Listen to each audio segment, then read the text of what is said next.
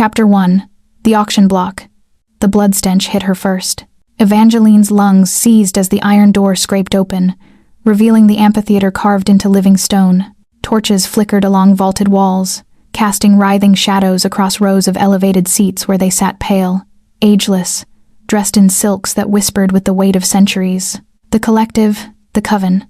And below, in the pit, the merchandise. She'd been dragged from the cages an hour ago, hosed down in cold water that reeked of herbs meant to heighten her scent. A woman with silver eyes had painted her neck with luminous ink that pulsed faintly green, a map of her veins. She realized with creeping horror. Easier to see where to bite. Easier to calculate her blood yield. Lot 47, the auctioneer announced, his voice carrying the practiced cruelty of someone who'd forgotten how to feel. Premium stock. Virgin blood. Untapped potential. Estimated harvest window. 8 to 10 years before the veins collapse. 8 to 10 years. The panic had faded by then, worn smooth by 3 months in the underground markets. Fear became reflex. Horror became routine. Evangeline stood motionless on the block, her dark hair pulled back to bare her throat, her wrists unmarked because no one had claimed her yet, no one permanent.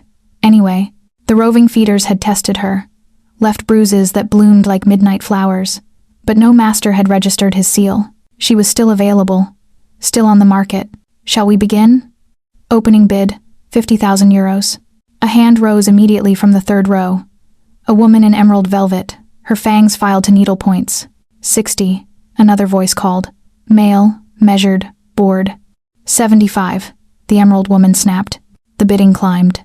Evangeline's stomach turned to ash. She'd heard the stories whispered in the cages, the collectors who bought for sport, the blood farmers who'd drain her until her skin turned translucent and her screams lost all power. There was a countess on the eastern edge of the coven who liked to keep her cattle for decades, extracting just enough to keep them conscious, always aware. 200,000, the male voice said. Silence. The emerald woman's jaw tightened.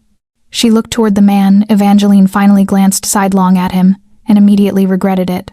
He sat alone in the highest tier, separated from the other bidders by architectural design and some unnamed prohibition she didn't understand. His clothes were black, expensive in a way that suggested he'd stopped noticing the price of things centuries ago. His face was carved from shadow and aristocratic bone, lit by candlelight that made his eyes pale. Crystalline blue, looked like they'd been frozen at the moment God stopped caring about the world. Those eyes met hers for less than a breath. Evangeline felt something snap inside her chest. Not pain, worse, recognition. As if some ancient part of her blood, some dormant code written in marrow, suddenly remembered him. The emerald woman withdrew her bid. Sold, the auctioneer said, sounding almost disappointed. To the Dusk Lord. Lot 47 is yours, my emperor. Emperor. The word settled over the amphitheater, like ash after a pyre. Several of the lesser vampires actually bowed their heads, a gesture that seemed to cost them something. Some surrendering of pride or power. The man, the emperor, didn't acknowledge the title. He didn't smile or nod or give any signal that he'd just spent more money than most mortals saw in a lifetime on a woman whose name he didn't know. He simply rose, moving with the sinuous grace of something that had learned to hunt in the dark, and descended the stone steps. Evangeline's instincts screamed at her to run. She didn't move. He reached the auction block and circled her once, slowly, like a collector appraising a painting he already knew he wouldn't keep. His breathing was controlled, almost imperceptible. She could smell him beneath the torch smoke and blood reek. Winter frost and old cathedrals and something like ash, like ending. What is your name? His voice was soft. That was the worst part, the softness. It suggested gentleness, which meant he'd murdered someone once and never had to pretend to apologize. Evangeline, she whispered. He nodded slowly. Evangeline, you may have noticed you were purchased by the only vampire in this coven who cannot feed on you. Her breath caught. She turned to stare at him fully now, really look at him. In the candlelight, she could see the scars that traced his jawline, each one catching the flame like a scar traced in silver. Medieval, those scars. Older than countries. Older than revolutions. My blood is poison to my own kind, he continued, his tone almost conversational. A divine curse, delivered 643 years ago. Any vampire who feeds on me or on any mortal bearing my touch experiences excruciating death within hours, so I am, effectively, alone. Have been for more than 6 centuries. He reached out, and Evangeline should have flinched. Instead, she remained still as stone, while his finger ice-cold, carrying that strange electricity of his presence, traced the glowing ink along her collarbone. "They marked you as prey," he said softly. "I have removed you from that market. You are no longer cattle." Hope flared in her ribs, bright and terrifying.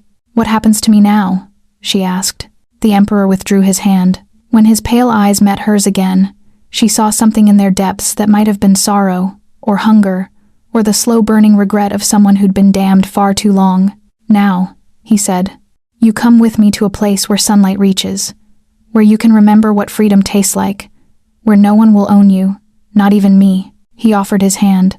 Evangeline, who had learned to trust nothing in the cages, should have refused, but there was something in the way he stood, as if he was already prepared for her to say no, as if he'd been prepared for centuries for everyone to say no to him, that made her reach out and take his palm. His skin burned, not with fever, with cold so absolute it felt like burning, and when his fingers closed around hers, that snap in her chest happened again, harder this time. Deliberate, like something ancient, shifting back into alignment, like recognition becoming something deeper, something that would reshape her entirely. "Come," the Emperor said.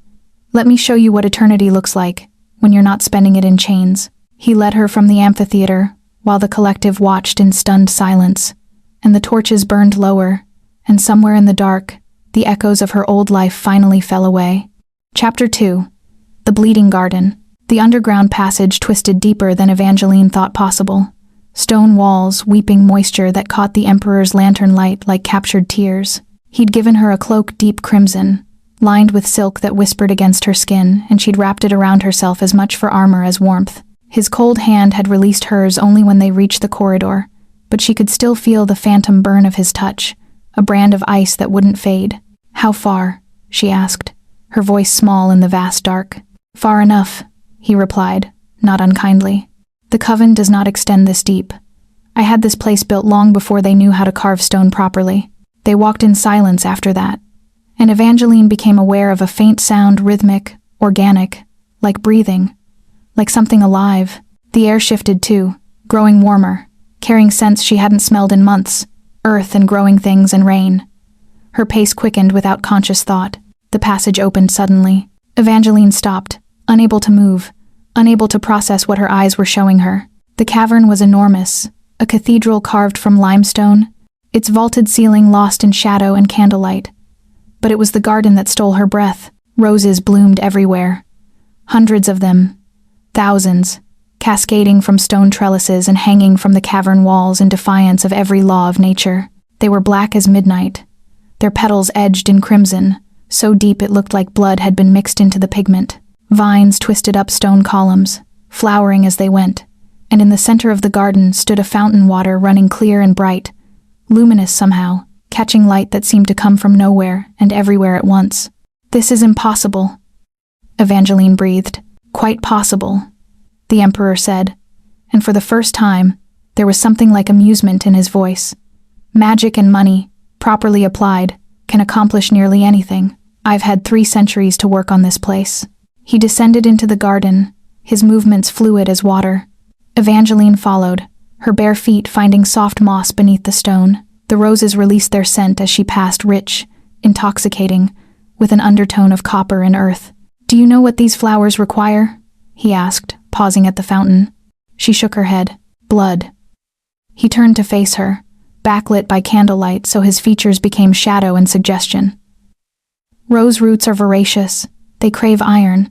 I've been feeding them with my own blood for so long, I've forgotten what it feels like to bleed anywhere else." Evangeline's throat went dry. "You feed them yourself?" "There is irony in it. Yes." He knelt at the fountain's edge, and she saw his wrist was latticed with scars. Old ones, healed, but the tissue remained thin, fragile, marked by repeated reopening. "A curse meant to isolate me has created something rather beautiful.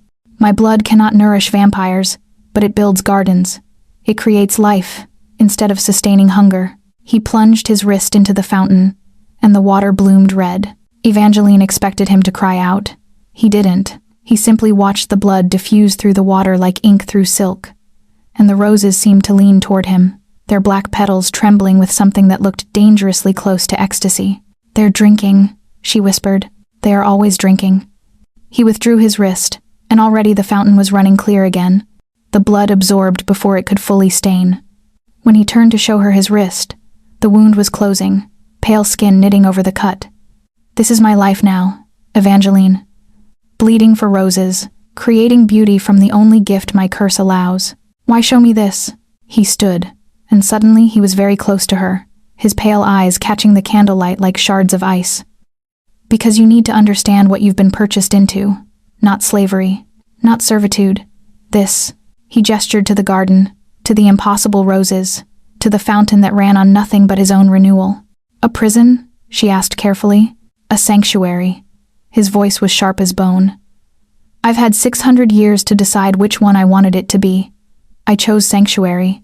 Evangeline looked around the garden, really looked. Beyond the roses and the fountain, she could see other things, furniture carved from white stone, a library tucked into an alcove with books stacked floor to ceiling, tapestries depicting scenes she couldn't quite make out in the flickering light. A place someone could live. Not just survive. "The others in the coven," she said slowly.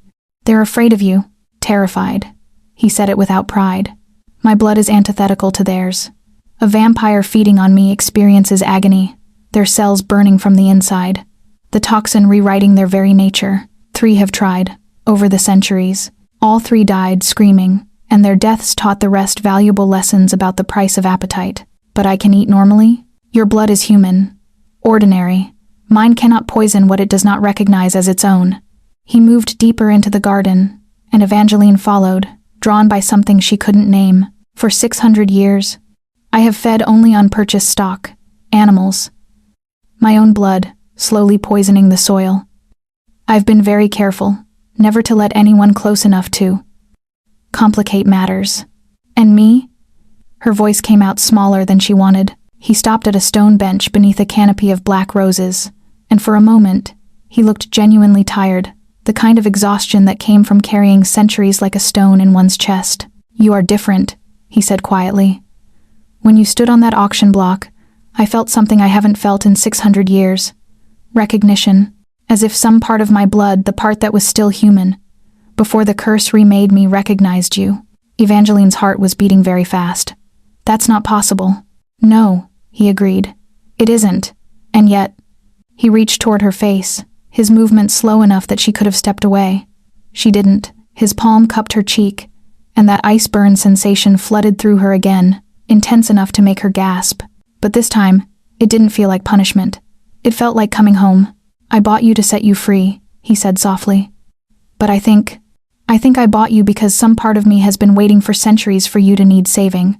I don't even know your name," Evangeline whispered. "Cassius." He withdrew his hand, but the warmth of his touch lingered, phantom and electric. "Once, I was called Prince, then Emperor, but those are titles given by the dying. My name is Cassius, and I have been alone for 600 years, and I think I may have been waiting for you since before you were born." The garden seemed to hold its breath. The fountain stilled. The roses stopped their hungry drinking, as if the entire sanctuary was listening to this moment, this terrible admission from a man who'd learned to love nothing but his own blood and the beauty it could create. "What do you want from me?" Evangeline asked. Cassius looked at her for a long moment, and in his pale eyes, she saw something that might have been hope, that most dangerous of all emotions for the damned. "I want you to choose to stay," he said. "Not because you're trapped, not because you're afraid, but because you want to. I want you to choose the garden, choose me. Even knowing what I am, even knowing how this ends." "How does it end?" she asked, though she wasn't sure she wanted the answer. "In eternity," he said quietly. "Or death. I haven't yet decided if there's a difference." Chapter 3. The immortal stranger. Evangeline didn't sleep that first night. Cassius had shown her to a chamber carved into the stone, a bedroom that shouldn't exist in an underground cavern, yet did. Velvet drapes in deep burgundy hung from walls painted the color of old wine. Candles burned in iron sconces, their flames steady and unflickering, despite the absence of any draft. A bed carved from pale wood dominated the space, layered with linens so soft they felt like breathing against her skin. On the nightstand sat a crystal decanter of water, and a silver plate bearing pomegranate seeds and dark chocolate. Everything was exquisite. Everything was a cage. She lay in the darkness, listening to the silence. No city sounds filtered through stone this thick. No distant traffic or voices, or the ordinary cacophony of the living world. Just the whisper of her own breath and the occasional creak of ancient stone settling deeper into the earth. Around midnight, or what she assumed was midnight, time being meaningless underground, she heard footsteps in the corridor. She was out of bed before conscious thought caught up, her body moving with the urgency of months spent in cages where any sound could mean danger. The door to her chamber was unlocked. That detail alone told her something. She was being allowed to leave, or being tested to see if she would. The footsteps had stopped at the library alcove. Evangeline found Cassius standing among the books, candlelight casting his shadow enormous across stone walls. He was wearing different clothes now, a black shirt open at the throat, trousers that might have been fashionable a century ago or 5 centuries ago. It was impossible to tell with him. His pale hair caught the candlelight like spun silver. He didn't look up when she entered, but his jaw tightened slightly. "Acknowledgement. You're awake," he said quietly. "I don't think I can sleep yet," Evangeline replied. "Not here, not after." She trailed off. "After what? After being auctioned like livestock? After being bought by an ancient vampire cursed to bleed gardens? After feeling something in her blood recognize him? After realizing you're not in a cage anymore," Cassius finished. He drew a book from the shelf, leather-bound, its spine cracked with age, and turned to face her. Most humans struggle with that transition. Freedom is more disorienting than captivity. Captivity, at least, provides structure. "Are you speaking from experience?" She moved closer, drawn by the same magnetic pull that had made her take his hand at the auction. "Have you been caged?" "I was a prince," he said, opening the book without looking at its pages. "In what is now southern Italy, in the year 1381, my father was dying, and the church sent a priest to absolve him. The priest was not a priest. He was a cardinal of the Celestial Order, an organization tasked with hunting vampires, among other heresies. He infected my father with the curse intentionally, believing the transformation would make him confess his sins." Cassius's fingers traced a page, and Evangeline saw his knuckles were scarred, old violence written in tissue and bone. "My father did not confess," he continued. "He wept. He begged for death. When it didn't come, he threw himself from the bell tower of the cathedral. The fall didn't kill him. Vampirism is harder to escape than gravity." "And you?" Evangeline whispered. "I was 16. I tried to save him from the bell tower." He looked up from the book, and his pale eyes were empty, the look of someone who'd learned to survive by ceasing to feel. "Instead, I fell with him. We both transformed mid-air. The impact should have shattered us. Instead, we woke in the crypt 3 days later, reborn and damned." He closed the book gently, as if it contained something precious and breakable. "I learned later that the cardinal's curse was specific," Cassius said. "Designed for my father's bloodline. It passed to me when I transformed a poison that would isolate us forever. The church wanted us to suffer isolation before they killed us. They believed loneliness was a suitable torture for heresy." "Did they kill you?" Evangeline asked. Though the answer was obviously no, he stood before her, breathtakingly alive in the way only the truly immortal could be. "No." A ghost of something that might have been a smile crossed his face. "Because my blood taught them a lesson. When the Inquisitors came 6 months later, I let one feed on me, just a taste, enough to trigger the curse's full effect." He held out his wrist, showing her the scarred tissue again. "He burned from the inside, screamed for hours before his heart stopped. The others learned quickly. Touching a cursed one meant death. They executed my mother instead, to punish me. They burned my entire bloodline's estates. But they left me alive, because touching me meant joining me in damnation." Evangeline's eyes burned. "Cassius, pity." His voice was sharp, cutting. I don't want your pity. Pity is what made me buy you some twisted echo of empathy, the idea that I could save someone else from the torment I've endured. But that's not why I brought you here." He moved closer, and suddenly he was very near, his cold presence like standing before an open window in December. "I brought you here because when you stood on that auction block, I felt my blood scream in recognition," he said, his voice low and intense. "I brought you here because in 600 years of walking this earth, I have never felt anything approach what I felt when our hands touched. I brought you here because I think you might be the only way I can stop being poison." "What do you mean, stop being poison?" "The curse is specific to bloodline," Cassius explained. "Designed to isolate me. But curses can be broken or transformed if the right conditions align. If a soul willingly accepts the poisoned one, if love becomes stronger than the magic meant to isolate." He reached out, and this time she was certain. He was asking permission. His palm hovered near her face, waiting. Evangeline stepped into his touch. The ice burn was immediate and overwhelming. It shot through her jaw, down her spine, spreading like liquid nitrogen through her veins. She should have screamed.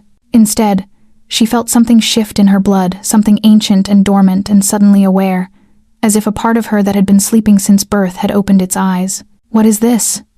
she gasped. "I don't know," Cassius said softly, his pale eyes wide with something that looked like wonder.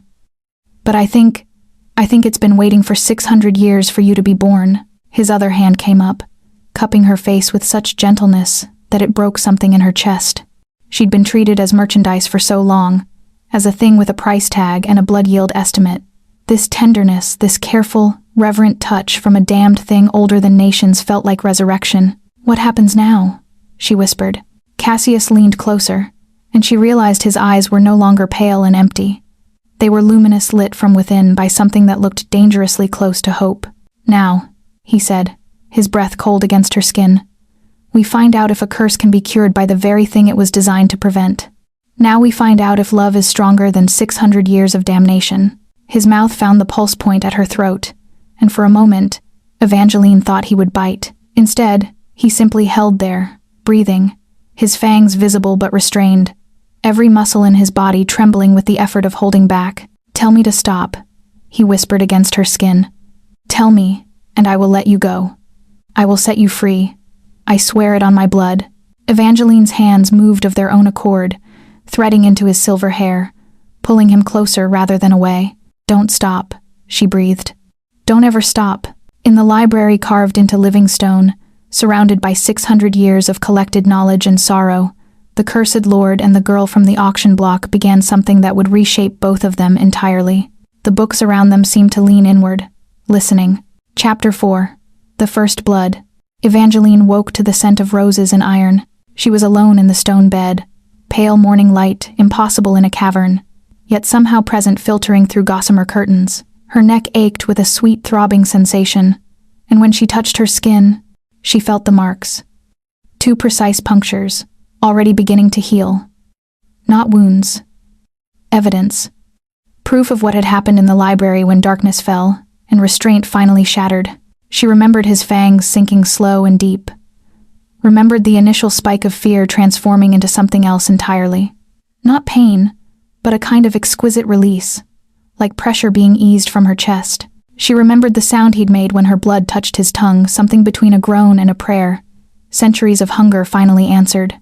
She remembered him pulling away before the hunger consumed him entirely, his entire body shaking with the effort of restraint. "No," he'd gasped, pressing his forehead to hers. "Not like this. Not yet." Now, in the pale cavern light, Evangeline traced the marks and felt her pulse quicken. A voice came from the corridor. "You should eat." Cassius stood in her doorway, freshly dressed, his pale hair pulled back in a dark ribbon, but there was something different about him, a faint luminescence to his skin, a barely perceptible glow around the edges of him, as if her blood had somehow lit him from within. His eyes were still pale, but no longer empty. They held something alive, something dangerous and beautiful and impossibly sad. "I'm not hungry," Evangeline said, though her stomach contradicted her. "Your body is." He entered the chamber without waiting for invitation, moving with the fluid grace that seemed to be part of his nature. "Feeding accelerates blood loss. Your mortal metabolism requires replenishment. I've brought sustenance."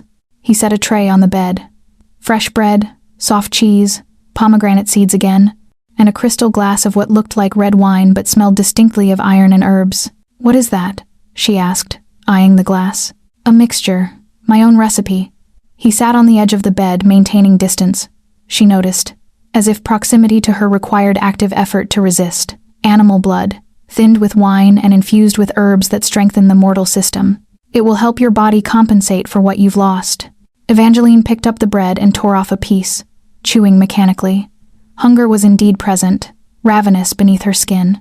She finished the bread, the cheese, all the pomegranate seeds. Only then did she lift the glass. The taste was indescribable. Not quite wine, not quite blood, something in between, something that made her throat burn pleasantly and her pulse quicken. She drank it all, and watched Cassius's jaw tighten as her tongue traced the rim of the glass. "How long?" she asked. "Since last night?" "Approximately 4 hours." He stood abruptly, moving to the window, or what appeared to be a window, though it opened onto nothing but the soft luminescence that lit the cavern. "I haven't slept. I've been considering what occurred. What should occur next? And what should occur next?" Evangeline set down the glass and rose from the bed, drawing a robe around herself. She felt different in her body, lighter, more vital, as if his bite had rewritten something fundamental in her cells. "That is the complication," Cassius said quietly. "You see, bloodline curses operate on a specific mechanism. They require repeated contact or ritual, essentially to accumulate enough power to be broken. A single feeding is merely the beginning of a conversation. A single feeding is also extraordinarily dangerous for both parties." He turned to face her, and Evangeline saw weariness etched into his features in a way it hadn't been before. When a vampire feeds on a human, there is always the risk of the hunger overriding restraint, he continued. "I held back last night by force of will alone, but each subsequent feeding will make restraint harder. My blood will begin to recognize yours. Your blood will begin to recognize mine. We will become bound," Evangeline finished. She'd heard whispers of this in the cages. Soul bonds, covenant ties that made vampire and human inextricably linked. "Is that what you want?" "What I want is irrelevant." His voice was sharp. "What matters is whether the curse can be broken." The Celestial Order's magic was designed with a loophole, a theoretical way to dismantle it. If a human willingly enters into a blood covenant with a cursed one, and if that bond is sealed through genuine love rather than hunger, the curse is meant to transform, to become a blessing instead of a curse. "You mean my blood could cure you?" "Theoretically." He moved back to the window, his reflection ghostly in the luminescent glass. But the Celestial Order was thorough. They built in a cost. The human who attempts to cure a cursed one must either succeed, in which case she will likely become something more than human, perhaps vampire herself, perhaps something entirely new, or fail. And if she fails, "I die," Evangeline said flatly. Cassius didn't answer. The silence was answer enough. Evangeline moved to stand beside him at the window. In the luminescent glass, their reflections were startling, his pale and almost translucent, like something not entirely present in the physical world. Hers darkening, thickening, as if his bite had begun to anchor her more firmly to shadow than light. "How many humans have you fed on, in 600 years?" she asked. "Hundreds, perhaps thousands. I stopped counting after the 1st century." His pale eyes were fixed on the impossible garden beyond the glass. "The hunger is relentless. It demands to be fed. I've purchased blood cattle, drained them carefully, sometimes kept them alive for years. Sometimes I failed at restraint. Sometimes they didn't survive the feeding. But none of them were me," Evangeline said. "No." His voice was barely a whisper. "None of them made my blood sing the way yours does." She reached out and took his hand, and that ice-burn sensation flooded through her again, but this time it felt different, familiar, like coming home. His hand was trembling. "Then let's try," she said simply. "Let's try to break your curse." Cassius turned to look at her, and his pale eyes were luminous with unshed tears. "You understand what that means? The feeding will accelerate, the bond will deepen. Within weeks, you'll begin to change. Within months, you may not be entirely human anymore. And if the curse resists, if 600 years of damnation refuses to be healed by a single human's love, then at least I'll die trying to save someone." Evangeline interrupted. "Instead of being sold as livestock. That's a better ending than I had any right to expect." She pulled his hand to her throat, over the marks he'd left the night before. "Feed," she whispered. "Bind me. Make me yours in whatever way the curse requires. I choose this. I choose you." Cassius made a sound that was half groan, half prayer, the sound of someone whose resistance was finally, irrevocably breaking. His fangs descended, gleaming in the pale light. "I love you," he said, the words raw and ancient and desperate. "I think I've been waiting 600 years to say those words, and I don't even know your true self yet." And still, he didn't finish. His mouth found her throat again, and this time there was no restraint. His bite was deeper, more urgent, more real. Evangeline gasped as her blood flowed into him, and she felt the bond solidifying like molten metal poured into molds shaped by centuries of waiting. In the library, the books shuddered on their shelves. In the garden, The black roses opened all at once, their petals unfurling like hands reaching toward salvation, and in the stone chamber carved beneath the earth, a curse began its slow, painful, beautiful transformation into something neither poison nor purity, but something entirely new. Chapter 5. The Unraveling Past. 3 weeks into the blood covenant, Evangeline began to remember things that had never happened to her. She would be reading in the library. Cassius had encouraged her to explore his collection, and she'd lost herself in medieval texts and Renaissance poetry when suddenly she'd be standing in a marble cathedral in sunlight so bright it burned. She'd smell incense and human sweat and the copper tang of fear.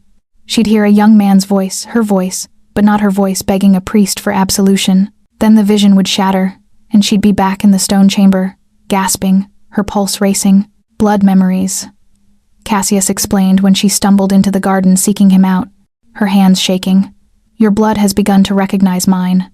When a human enters into true covenant with a vampire, there's a sharing of history, an intimacy that transcends the physical.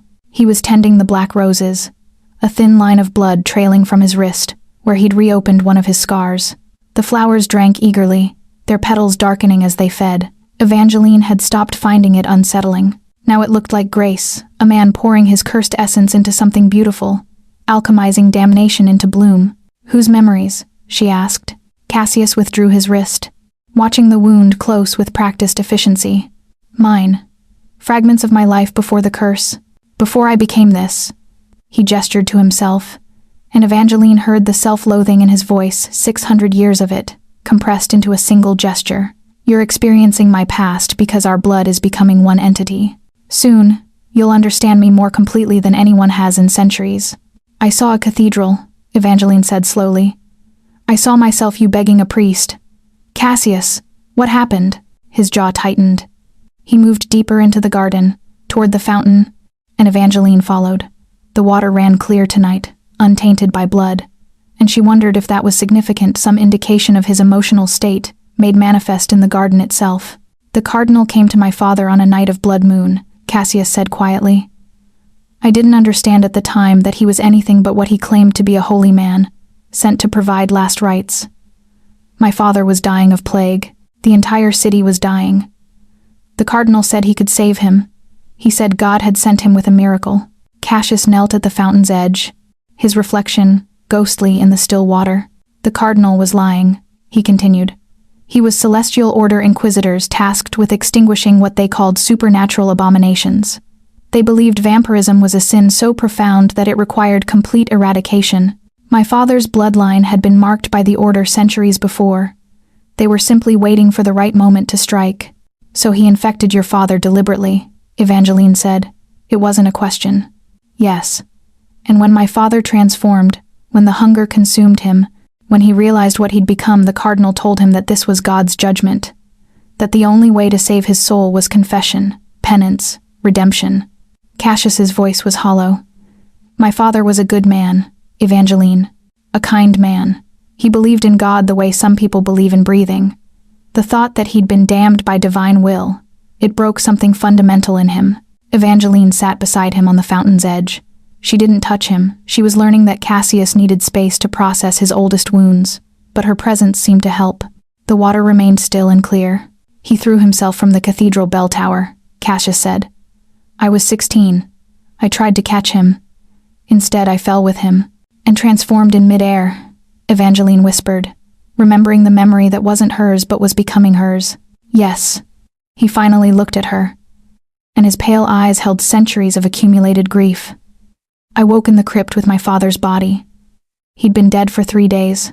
The transformation had been incomplete in him. The curse rejected him so thoroughly that his body couldn't sustain it.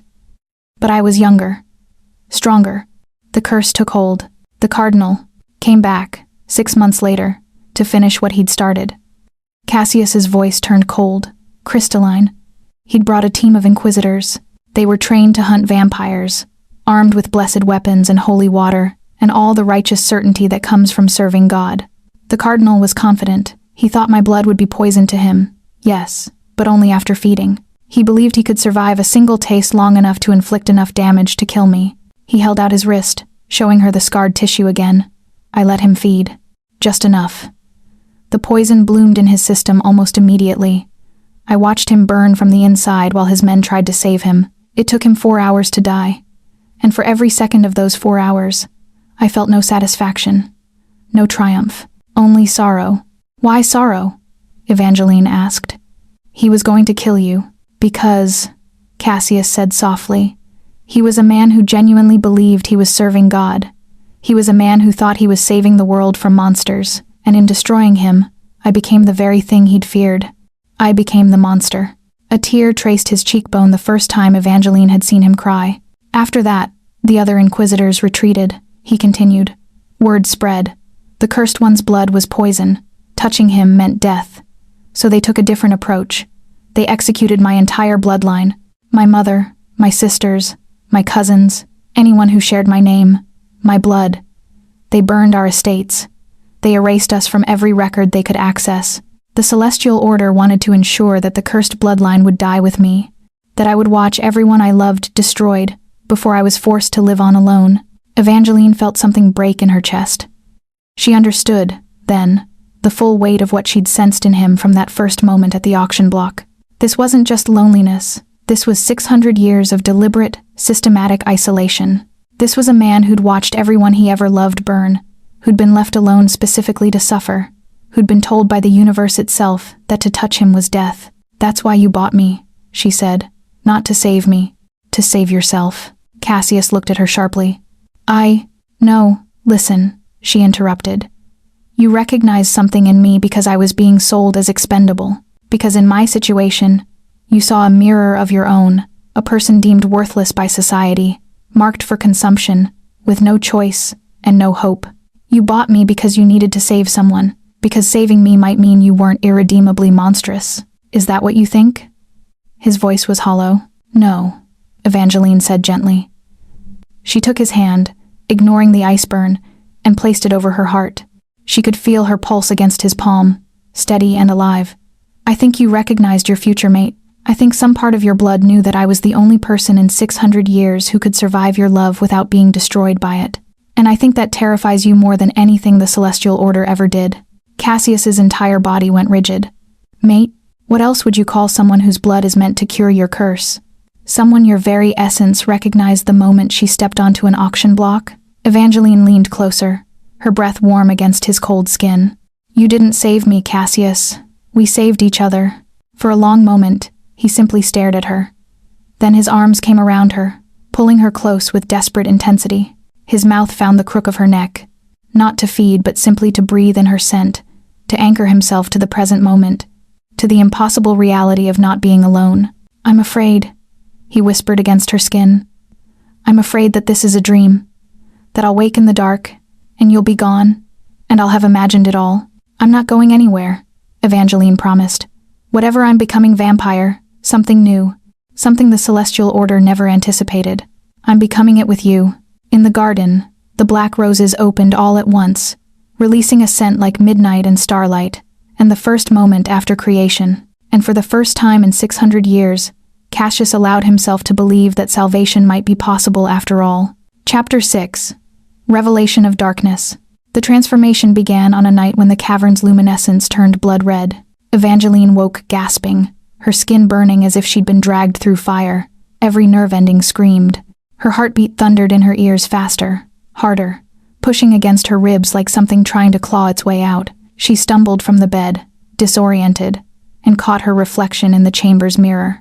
Her eyes were changing. The whites were darkening to gray, and her irises, once brown, were becoming pale and luminescent, shot through with threads of silver. As she watched, horrified and fascinated, her canine teeth began to sharpen, elongating slowly, inevitably, into something that was no longer entirely human. Cassius! She cried out, not recognizing her own voice. It had taken on harmonics that shouldn't exist in a human throat. He was there in seconds, moving with preternatural speed, his pale eyes immediately assessing her transformation. For a moment, she saw something flicker across his face. Fear, perhaps, or the weight of responsibility for what he was putting her through. It's accelerating, he said, moving to her side. Your body is rejecting mortality. The blood covenant is working faster than I anticipated. Make it stop.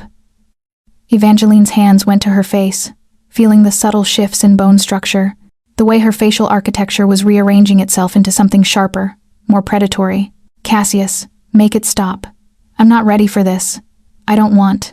You can't stop it now, he said gently, taking her hands. The covenant is sealed. Your blood has tasted mine too many times. Your body recognizes what it's becoming. Fighting it will only prolong the pain. Over the next 72 hours, Evangeline died. Not literally, though, she came close. Several times. But the girl who'd been dragged from the auction block faded gradually, replaced by something that wore her face but saw through entirely different eyes. The physical changes were the least of it. The hunger came first, a gnawing, primal need that made her mouth water at the scent of Cassius's blood. She could smell it through his skin now, could track the pulse in his veins the way a hunter tracks prey. The old predatory instincts that had kept her alive in the cages, the hypervigilance, the capacity for violence, the understanding of when to strike and when to hide crystallized into something ancient and terrible and beautiful. But more disorienting than the hunger was the sudden influx of sensation. Her senses expanded catastrophically. She could hear the whisper of stone settling miles beneath her, could smell the mineral composition of the water in the fountain, could taste copper and moonlight and centuries of sorrow in the air itself. Light that had once seemed comfortable became harsh and revealing. Shadows became textured and dimensional, full of secrets she could now perceive. This is what we are, Cassius explained, sitting with her in the library, as she relearned how to navigate her new sensory landscape. This is why we hunt. This is why the hunger is so absolute. We experience the world in ways human minds can barely process. We become addicted to sensation itself. Evangeline lay curled in a velvet chair, her new body exhausted from the constant influx of information. Her fangs had fully descended now, beautiful and terrible, visible when she forgot to keep her lips carefully arranged. She was afraid to look in a mirror, afraid of what the full transformation might reveal. Does it get easier? She asked. The sensation management? Yes. Within a few months, you'll integrate it naturally. He sat across from her, maintaining that careful distance he'd developed since the transformation began. But the hunger, Evangeline, the hunger is eternal. It never truly fades. You learn to manage it, to feed strategically, to maintain control, but it's always there, whispering, demanding. How do you manage it? You said you've been feeding on purchased stock for 600 years. Cassius was quiet for a long moment. When he spoke, his voice was very small. I don't. Not always. There are nights when the control cracks, and I feed too deeply, too desperately. There are humans in the cages beneath the coven, not slaves. They're compensated. They choose to be there. And sometimes He trailed off, shame etched into every line of his body. Sometimes I nearly drain them. Sometimes they wake screaming from the experience. Evangeline understood then, with the clarity that came from her new nature, what he was truly confessing. He wasn't just predator. He was monster. Not metaphorically, literally. The curse had made him something that fed on suffering as much as blood, something that had learned to rationalize cruelty as necessity. And she was becoming the same. I can feel it, she whispered. The capacity for monstrosity. It's in my blood now. I can imagine feeding on someone, draining them, leaving them broken, and the thought doesn't horrify me the way it should. No, Cassius agreed. It won't. That's the lie the curse tells us, that predation is natural, that feeding is justice, that our hunger absolves us of moral responsibility. The celestial order was correct about one thing. We are abominations. The only question is what we choose to do with that understanding. And what have you chosen? Evangeline asked. Cassius stood and moved to the window overlooking the garden. The black roses were in full bloom now, their petals so dark they seemed to absorb light. He placed his palm against the glass. I've chosen to bleed them instead of humans when possible, he said. I've chosen to read 600 years of philosophy, theology, and ethics in an attempt to understand whether redemption is possible for something like me. I've chosen to remain isolated, because my isolation is the only thing keeping innocence safe from my hunger. He turned to face her, and his pale eyes held terrible clarity. And then you arrived, and you smelled like salvation, and I chose you. I chose to make you like me, knowing full well that I was creating a monster. No. Evangeline rose unsteadily, her new body still adjusting to gravity and dimension. You chose to recognize your mate. You chose to offer someone a choice, become your equal, or remain your prey. That's not monstrosity. That's the only ethical choice available to a cursed thing. She moved toward him, and he didn't retreat this time. When she reached him, she took his cold hand and placed it over her heart. She could feel her pulse racing fast, inhuman, but undeniably alive. "I can feel what you are," she said softly, "through the bond. I can feel 600 years of isolation and hunger and guilt. And I'm not running, I'm not screaming, I'm choosing to stay, knowing what I'm becoming, knowing what you are." Cassius's fangs descended fully, a sign of hunger or emotion or both. He lowered his head, breathing in the scent of her transformed blood. "You're changing the equation," he whispered. "The curse was designed to isolate me forever. But if I'm not alone, if my blood recognizes you as mate rather than prey, the poison might not just transform. It might actually cure." "Then let's find out," Evangeline said. "Let's see what happens when a monster decides to stop apologizing for existing." She pulled his head down to her throat, offering herself not as sustenance but as covenant. His fangs pierced her transformed skin, the sensation entirely different now that she had Predator's nerves, Predator's understanding. It didn't hurt. It felt like coming home, like recognition, like two broken things finally fitting together into something whole. As he fed, she felt the change accelerate. The poison in his blood began to sing differently, not a curse anymore, but a transformation. Her body absorbed it, integrated it, made it part of her cellular architecture.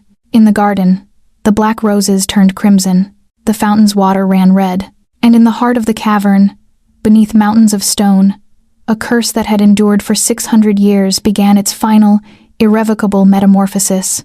Chapter 7, The Gothic Trial. The summons arrived as blood on stone. Evangeline was reading in the library. She discovered she could process written language far faster now, entire pages comprehended in seconds, when Cassius entered with the expression of someone who'd just received a death sentence, which, technically, he had, 600 years ago. "This was merely the reminder. The collective summons you," he said flatly, holding out a parchment inscribed in crimson liquid that smelled distinctly of iron and intent. "They've sensed the change in the cavern's resonance, the transformation of the curse.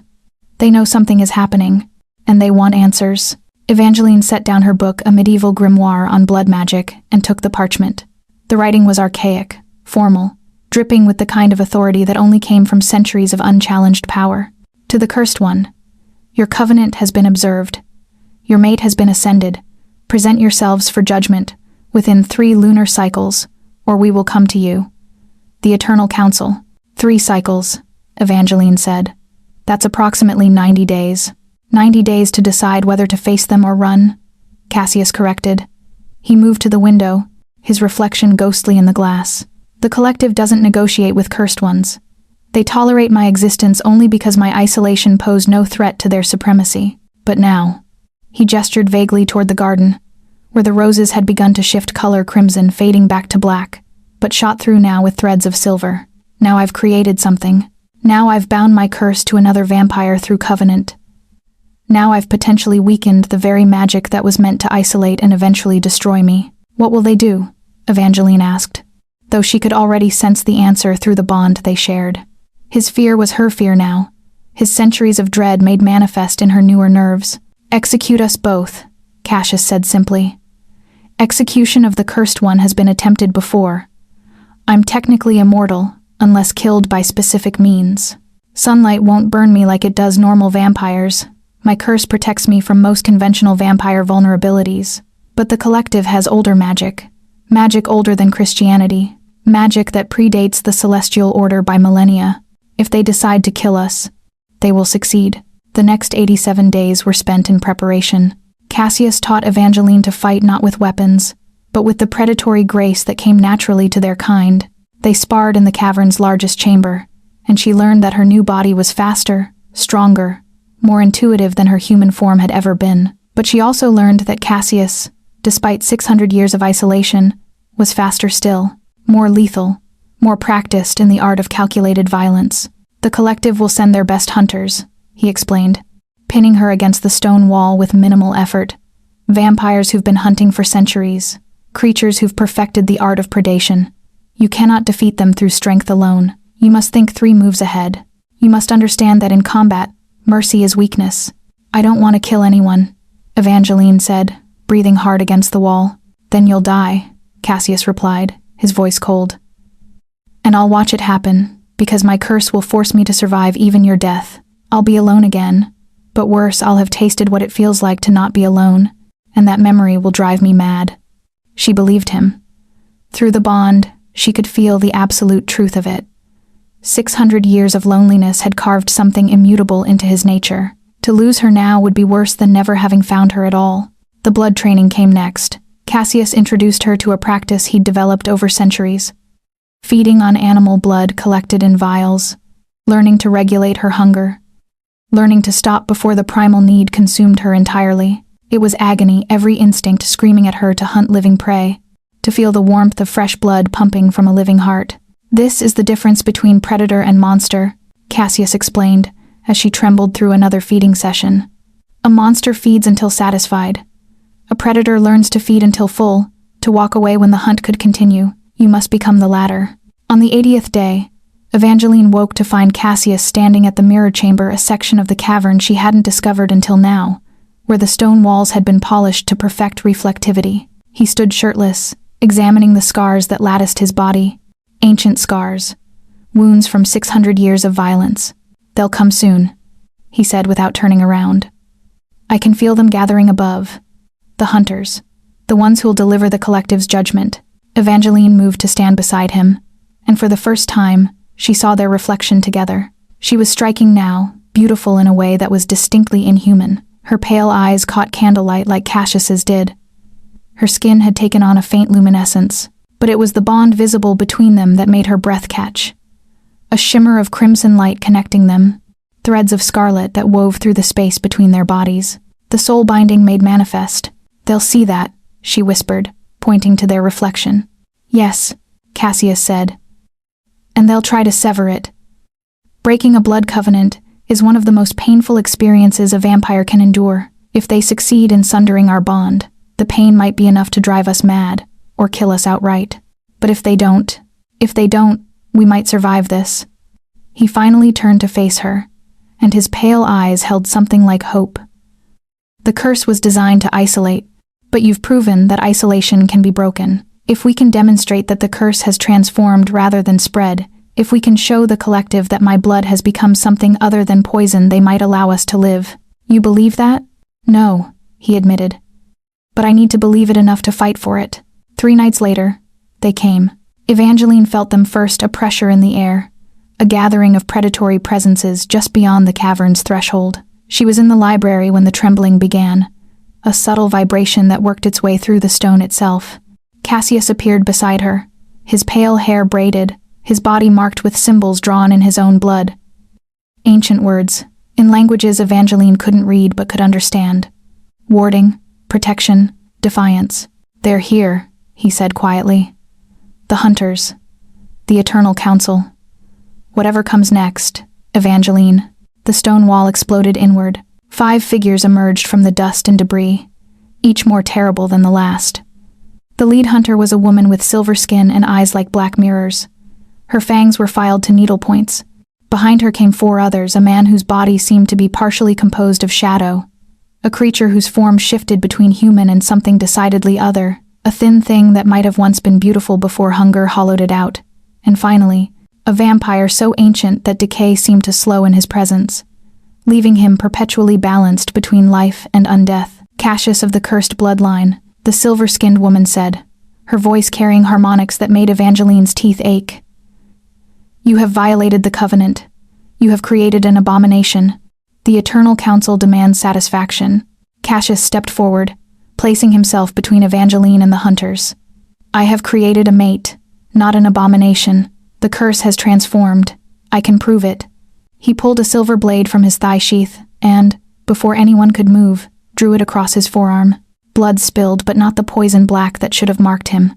Instead, his blood ran crimson mixed with threads of silver. Living blood, pure blood. The curse transformed into something healing rather than harmful. The hunters went very, very still. "You see?"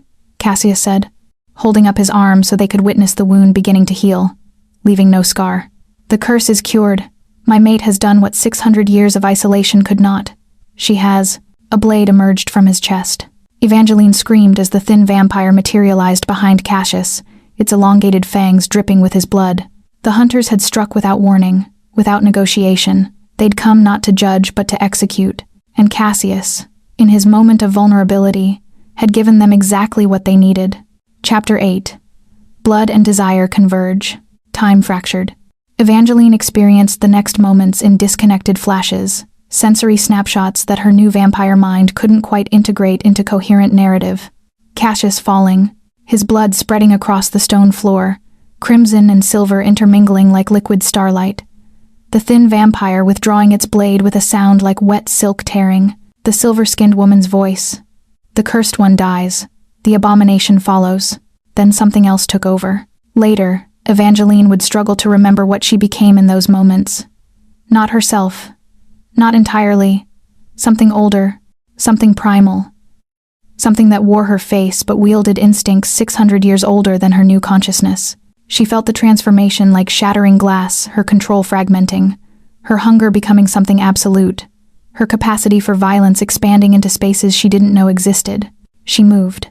The thin vampire didn't have time to react before her fangs found its throat. She fed not with the careful regulation Cassius had taught her, but with raw, desperate fury. She drained it in seconds. Centuries of predatory hunger finally unleashed without restraint. The creature collapsed, already dust, before it hit the stone. The silver-skinned woman hissed and lunged. Evangeline met her midair, and they collided with enough force to crack the stone wall behind them. The hunter was faster, stronger, more experienced, but Evangeline had something the ancient vampire didn't: desperation that bordered on madness.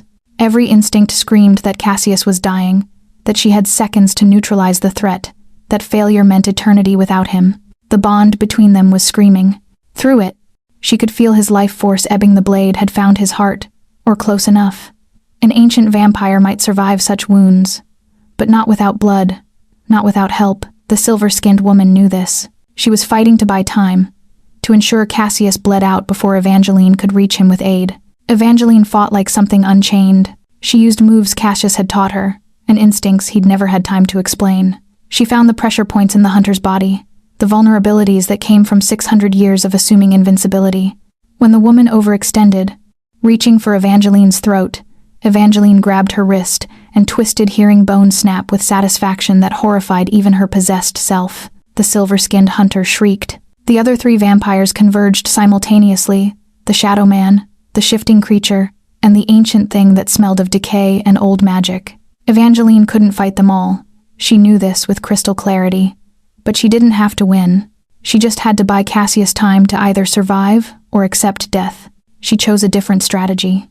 Instead of fighting toward the hunters, she fought away, moving with preternatural speed toward Cassius's fallen body. The shadow man reached for her, but she pivoted, using his own momentum against him, sending him crashing into the ancient vampire. The shifting creature came at her from the side, and she grabbed its arm, bit into it, and refused to let go as it tried to shake her free. She reached Cassius. His eyes were already dimming, his pale gaze becoming unfocused. The blade had gone deep. She could see the wound in his chest, the silver-edged weapon still partially embedded in his flesh. His blood pooled around him, spreading across the stone, and she made a decision that would reshape everything. "Hold on," she whispered, gripping the blade. "Run," Cassius gasped. "Save yourself." "No." She yanked the blade free, and his blood spilled faster. Without hesitation, without thought, Evangeline brought her wrist to her mouth and bit deep. Her own vampire blood flowed freely, blood that was half his curse, half her humanity, entirely transformed by their covenant. She pressed her wrist to his mouth. "Drink," she commanded. "Drink and live. Drink and bind us deeper. Drink and let me save you the way you saved me." Cassius's lips closed around her wrist, and he drank. Behind them, the hunters recovered from their collisions. The ancient vampire advanced, its form beginning to shift into something more monstrous. The true shape that came when an immortal stopped pretending at humanity. The shadow man solidified into something with too many angles. The shifting creature finally settled on a form with claws like midnight and eyes like burning coals. They were going to kill them both, but they were too slow. Cassius's eyes blazed open, no longer pale, but luminous with the reflected light of Evangeline's blood. He rose, even as his wound was still closing, even as his body should have been failing. He moved with a grace and speed that made the ancient vampire hesitate for the first time. "You made a mistake," Cassius said, his voice carrying harmonics that hadn't been there before. Something deeper. Something that resonated with the stone itself. You came to execute a cursed thing, but you've just witnessed the curse's transformation. You've just watched a human sacrifice herself to save a monster, and you've just felt the power that comes from true covenant. He lifted his arm, and the blood on the stone began to move, all of it. Every drop that had spilled, every trace of his crimson essence. It rose into the air like water defying gravity, forming shapes that were beautiful and terrible. Roses made of blood, thorns made of shadow, petals made of crystallized power. The ancient vampire tried to retreat. Cassius gestured, and the blood roses wrapped around the creature's form, piercing its skin, draining it with the same relentless hunger that had driven Cassius for 600 years. The vampire didn't scream, it was too old for that, too inhuman, but its form began to collapse, crystallizing from within as the curse's transformed power unmated at the cellular level. The Shadow Man fled. The shifting creature tried to fight, but Evangeline was there, faster now, stronger now, sustained by the bond that had just deepened exponentially. She moved with inhuman grace, and the creature fell before it could fully transform. Only the silver-skinned woman remained, her broken wrist hanging useless at her side. Cassius advanced on her slowly, and Evangeline moved to stand beside him. Together, they were something the collective had never encountered. Not quite vampire, not quite human, not bound by the old rules that had governed immortal society for millennia. The woman's black mirror eyes held genuine fear. "Tell the Eternal Council," Cassius said quietly, "that the Cursed One and his mate are no longer bound by the covenant of isolation. Tell them that the curse has evolved. Tell them that if they come again, they will not face a solitary predator. They will face a union that breaks every rule their magic was built upon." He released the woman from whatever power was holding her in place. She fled, moving faster than should be possible, disappearing into the ruined stone corridor. In the aftermath, Evangeline and Cassius stood together in the library, surrounded by spilled blood and the echoes of violence. The bond between them was visible now, no longer just threads of crimson light, but a full weaving, a complex pattern of scarlet and silver that seemed to pulse with its own heartbeat. Cassius pulled her close, his movements careful. His wound was healing, but the energy expenditure had cost him dearly. "You saved me," he whispered into her hair. "You gave me the power to," she replied. "That's what covenant means, isn't it? Not one saving the other, both saving each other." Above them, in the world beyond the cavern, the Eternal Council would receive their message. They would debate and argue and fear, but they would also, perhaps, recognize that the age of absolute predation was ending, that something new was being born in the dark beneath the earth. And in the garden, the black roses opened their petals to reveal centers of pure silver light. Chapter 9. Covenant Acknowledged. 3 days after the hunters fled, Cassius collapsed. Not from blood loss, his body had regenerated sufficiently, the wound in his chest sealed by a scar that seemed to shimmer with silver light. Not from exhaustion, though the battle had demanded everything from his 600-year-old frame. He collapsed because the transformation was reaching its apex, because the curse was completing its metamorphosis, because his body was finally, inevitably becoming something it had never been before, whole. Evangeline found him in the blood garden, lying beneath the crimson roses which had shifted color again, now blooming in shades of deep purple edged with silver. His body was luminous, almost translucent, and she could see his blood moving beneath his skin, tracing patterns that looked like ancient script, like prophecy, like the language that God might use to write transformation into flesh. "Cassius," she knelt beside him, terrified that the bond would snap, that he would die despite everything, despite the sacrifice, despite the covenant. His pale eyes opened slowly. "I can feel it," he whispered. "The curse. It's dying. Not me, the curse is dying, and I'm becoming something else, something the celestial order never anticipated." She took his hand, and the ice burn sensation was different now, still cold, but warm simultaneously, as if warmth and cold had finally reached an agreement to coexist. "What are you becoming?" "Free," he said simply. "For the first time in 643 years, I'm becoming free." The transformation took the entire night. Evangeline remained with him, holding his hand, feeling the bond between them pulse and strengthen, and evolve into something that transcended simple blood connection. It became something more fundamental, a merging of consciousness that allowed her to feel his memories, his pain, his centuries of accumulated sorrow. She experienced his father's transformation in the plague-stricken cathedral, felt the agony of waking in the crypt with a corpse, lived through the cardinal's betrayal, the inquisitor's assault, the slow realization that he would outlive everyone he ever loved. 600 years of isolation crystallized into moments of intimate understanding, but she also felt his secret joys, the first black rose blooming in his garden after a century of careful cultivation, the moment he'd discovered a philosophical text that argued for redemption even for the damned, the night he'd first seen her on the auction block and felt something in his blood recognize her, as if all 600 years had been leading to that single instant. When dawn broke, impossible dawn in a cavern, yet it came anyway. The garden's luminescence shifting to something that approximated sunlight, Cassius sat up. He was changed. Not physically altered in any dramatic way, he still possessed the same aristocratic bone structure, the same pale beauty. But there was something different in his eyes. The emptiness was gone. The predatory hunger remained. But it was no longer his defining characteristic. Now it was simply one note, in a symphony of sensations and emotions and consciousness. "I can feel the sun," he whispered, wonder in his voice. For 600 years, sunlight meant pain, burning, the touch of divine punishment. But now... He held out his hand, and when the garden's false sunlight touched his skin, it glowed not burning, but luminescent. Now it feels like blessing. Evangeline moved into his arms, and he held her with a gentleness that made her understand. The transformation was complete. The monster was still there, would always be there, but it was no longer the only thing he was. The curse had finally become what it was always meant to become, a doorway, rather than a prison. "I love you," Cassius said, and the words carried weight they'd never carried before, not spoken from hunger or desperation, or the ache of 600 years of loneliness, but from genuine, integrated wholeness.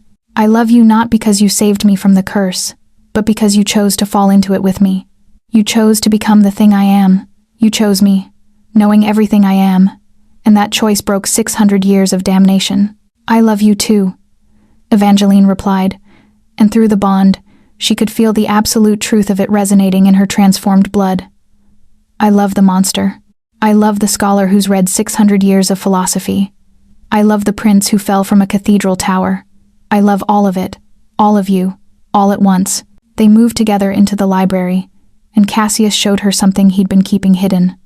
A book bound in leather that looked impossibly old, written in a handwriting that was distinctly his own. The Journal of a Cursed Prince.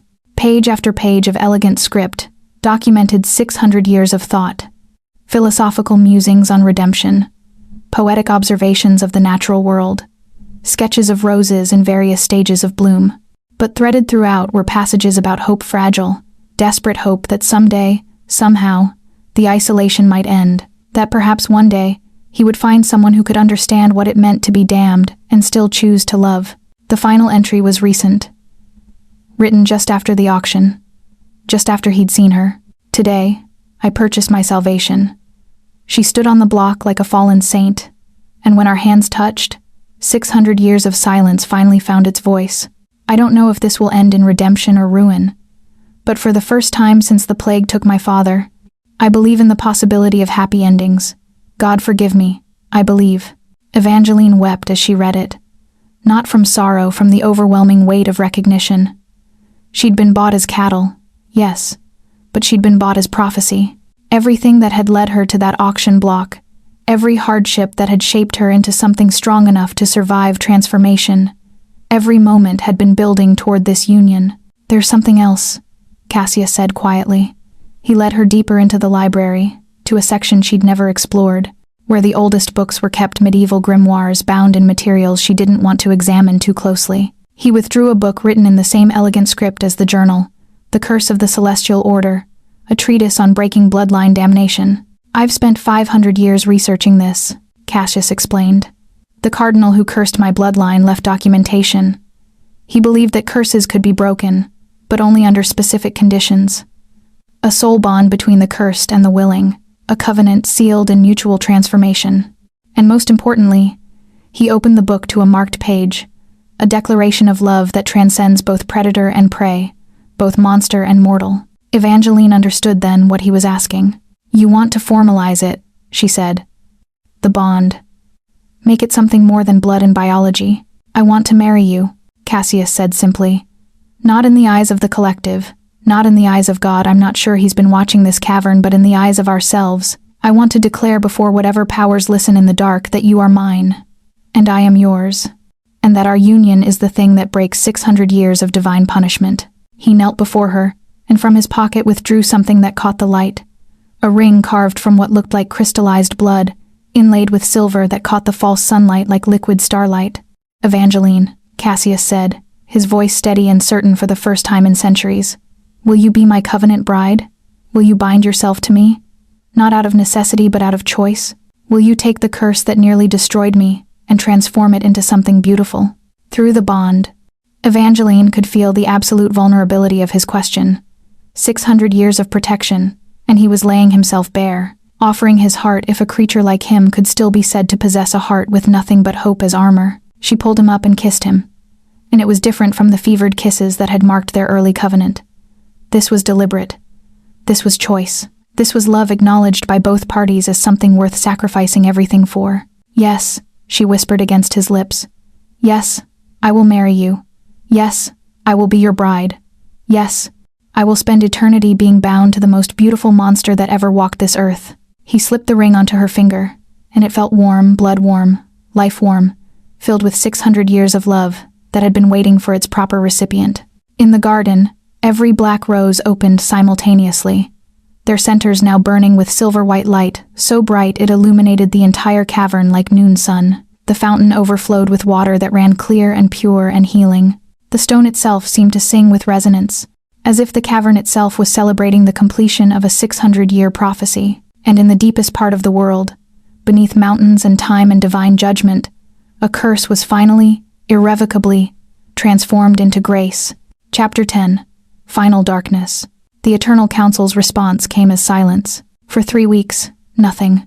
No hunters, no summons, no communication from the vampire collective that had ruled the underground world for millennia. Evangeline and Cassius moved through their days in the cavern, with cautious joy planning, reading, exploring the deepening bond that allowed them to share thoughts almost telepathically. But underneath everything was a tension that neither could fully articulate. The calm before inevitable storm. The attack, when it came, arrived not from the coven, but from a direction Cassius had never anticipated. Evangeline was tending the garden. The black roses had begun to require active maintenance now that they were transitioning into something new, something that bloomed with silver centers and petals that shifted between shadow and starlight when she felt it. A rupture in the bond so violent it made her scream. Cassius was in pain. She ran toward him, moving through corridors that seemed to stretch and distort.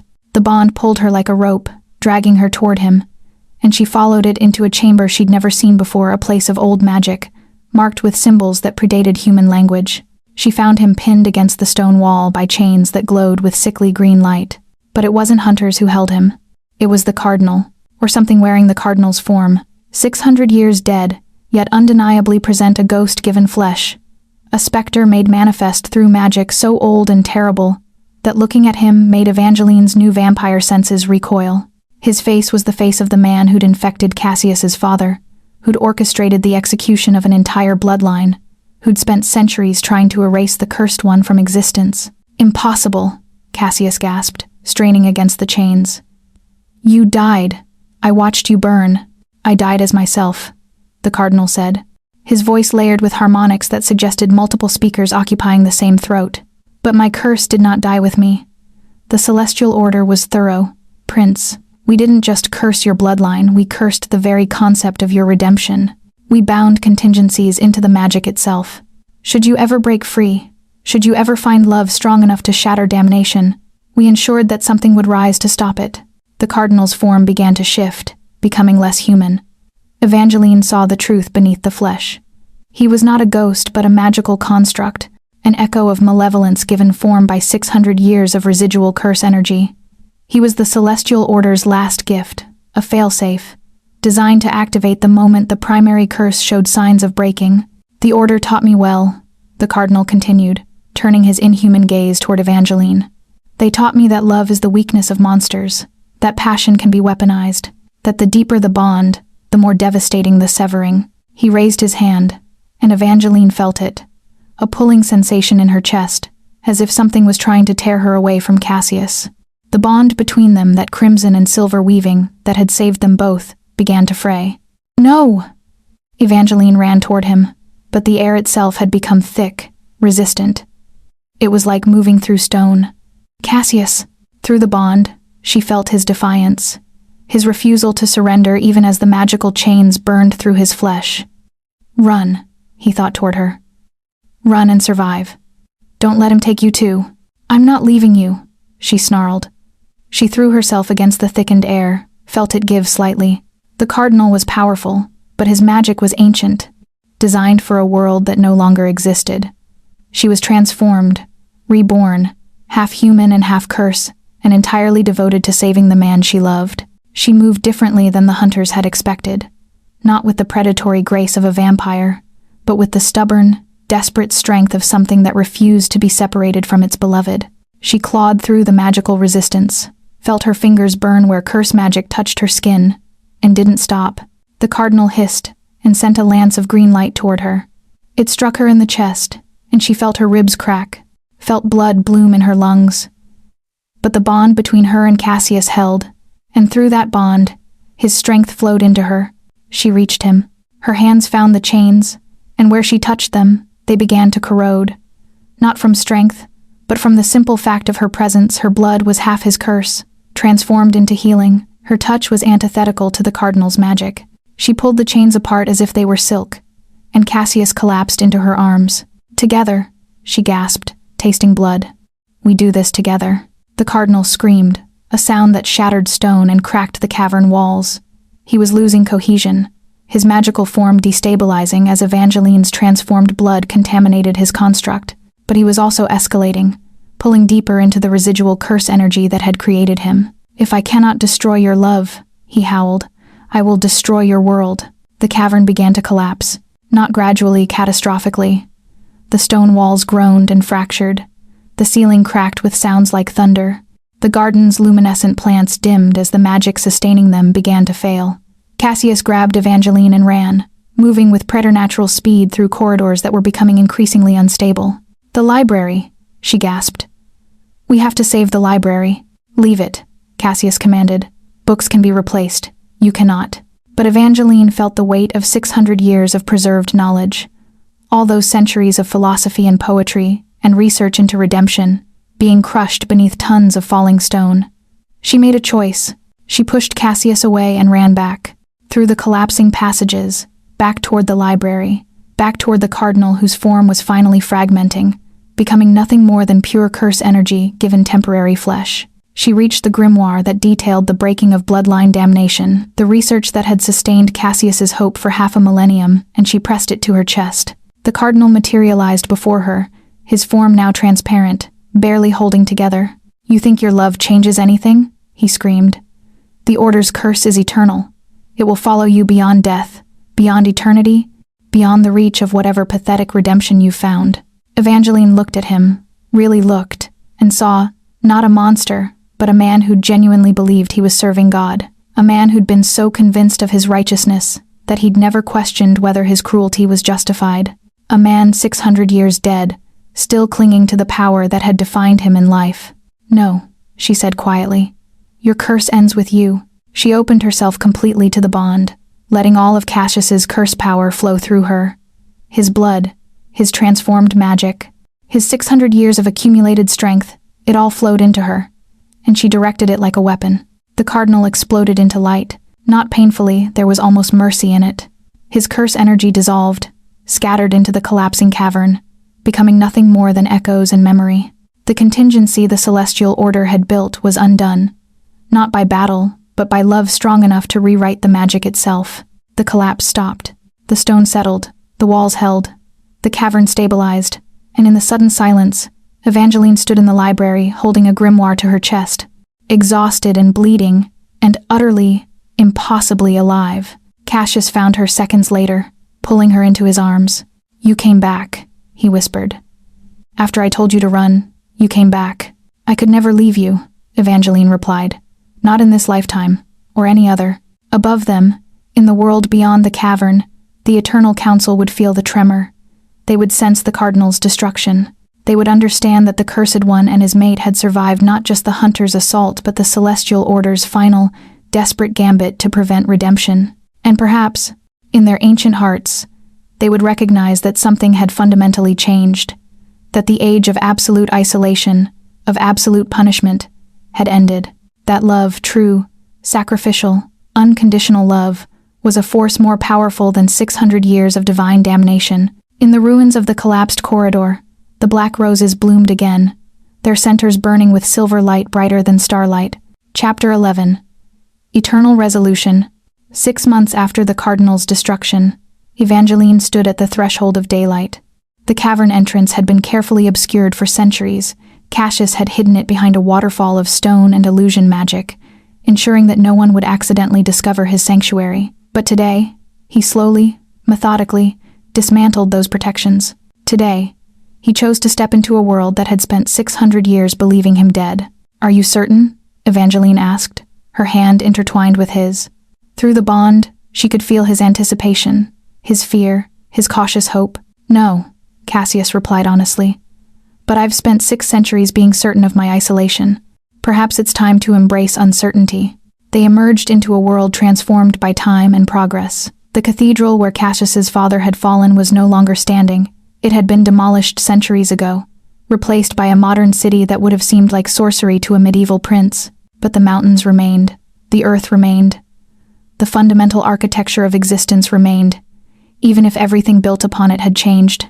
"It's overwhelming," Evangeline whispered, taking in the sensory information. Car horns, electric lights, the smell of asphalt and gasoline, and millions of human lives packed into concrete towers. "Yes," Cassius agreed. He kept his hand on her shoulder, anchoring her. "But it's also freedom. For 600 years, I defined myself by what I'd lost. Now I'm learning to define myself by what I have." They rented a penthouse in a European city, Prague, fitting given that Evangeline had mentioned reading about it in Cassius's library. They lived carefully. Feeding from blood banks they accessed discreetly, maintaining their isolation even as they explored the surface world. Cassius took a position as a philosophy professor at the university, using credentials from aliases he'd carefully maintained over decades. Evangeline began writing, translating ancient texts, documenting their story, processing the trauma and transcendence of transformation through prose. But the cavern called to them. 3 months into their surface existence, they returned to the garden. The black roses had continued blooming in their absence, their silver centers growing brighter, more luminous. The fountain ran clear and pure, no longer requiring Cassius's blood to maintain. Something had shifted in the magical balance the curse had transformed so completely that it was becoming something else entirely. Not a blessing, exactly, but a neutral force. Powerful, yes, but no longer aligned with punishment. "I want to show you something," Cassius said, leading her deep into the library. In the most ancient section, he'd been compiling something, a complete record of his 600-year existence. Not the journal he'd kept in fragments, but a comprehensive history, centuries of philosophy, theology, poetry, and pain translated into a narrative that spanned multiple volumes bound in leather that matched the color of dried blood. "This is our story," he said, gesturing to the collection. "Our history, documented so that if anything happens to us, if the curse somehow reemerges or the Celestial Order sends another contingency, there will be record. There will be evidence that redemption was possible, that love can break even the most absolute damnation." Evangeline understood immediately. He was creating a legacy, not for the Eternal Council or the Vampire Collective, but for anyone mortal or immortal who might stumble across it and need to know that transformation was possible. "I want to add to it," she said. She'd been writing in secret, documenting her perspective, the auction block, the garden, the transformation, the bond deepening. "Not just your story, our story, the perspective of someone who chose to fall into darkness willingly." They spent the next weeks in the library, compiling. Evangeline wrote about the ache of becoming something other than human, the grief of shedding mortality like a skin that no longer fit, but she also wrote about the joy, the expanded senses, the ability to love something impossible, the knowledge that she'd been waiting her entire life, unconsciously, for someone to save her from a fate worse than death. Cassius wrote philosophical meditations on the nature of curse and blessing, on whether damnation could ever truly be escaped or only transformed. He wrote love poems that made Evangeline weep. He wrote apologies to the humans he'd fed on over centuries, not excuses, but genuine attempts at moral reckoning. When they finished, the collection filled an entire alcove of the library. 50 volumes of history, philosophy, poetry, and love. 50 volumes of transformation. What happens now? Evangeline asked, standing among the books. Now, Cassius said, taking her hand. We live, truly live. Not hiding in caverns, not running from hunters, not defined by curse or isolation. We live. He led her back to the garden. The roses had fully transformed by then. They bloomed now in shades of white and silver and gold, their petals catching light like precious metals. The fountain ran clear, and when Cassius knelt at its edge and drank, his reflection was no longer that of a monster. It was simply a man, beautiful and ancient, and sad and hopeful, but fundamentally human, in a way 600 years of damnation had nearly destroyed. I've been thinking about something, Cassius said as Evangeline joined him at the fountain. The curse was meant to isolate me forever, but it led me to you instead. Every moment of suffering, every century of loneliness, every hunter's blade and inquisitor's flame, all of it led to this moment. To you. To us. That's a very redemptive interpretation of 600 years of torture, Evangeline said gently. I'm not trying to redeem the torture, he corrected. I'm trying to honor the survival. To acknowledge that even in the darkest circumstances, even when the universe seemed aligned against happiness, we found each other, and that matters. That transcends everything.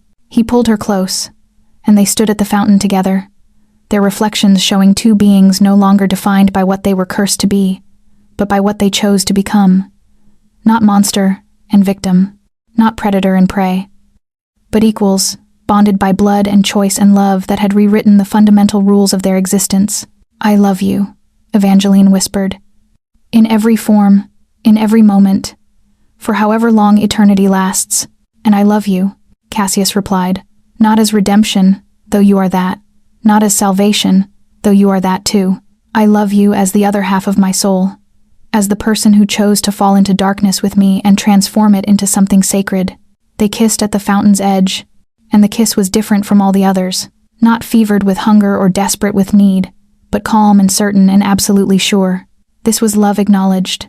This was covenant affirmed. This was the moment when curse finally, completely, became grace. Above them, the black roses, now white and silver and gold, released their petals into the air. The fountain overflowed with water that ran like liquid starlight. The stone cavern itself seemed to sing, resonating with frequencies that belonged to neither curse nor blessing, but to something entirely new. The sound of transformation complete. In the depths of the earth, in a garden hidden from the world, two beings who should never have been allowed to love had built an eternity together, not despite their darkness, but inclusive of it, accepting it, transforming it. The curse of the celestial order had been designed to last forever, but it had never accounted for this. A love so absolute that it could rewrite the very magic meant to punish, a bond so deep that damnation became doorway, a union so complete that isolation became impossible. 600 years of darkness had ended, not with light, but with something deeper, the knowledge that even monsters deserve to love and be loved. Even the damned deserve redemption. Even curses can be transformed into miracles. And as Evangeline and Cassius stood together in the eternal garden, surrounded by roses that bloomed in colors that had no names, they understood the final truth. The most powerful magic was never the curse. It was the choice to love anyway.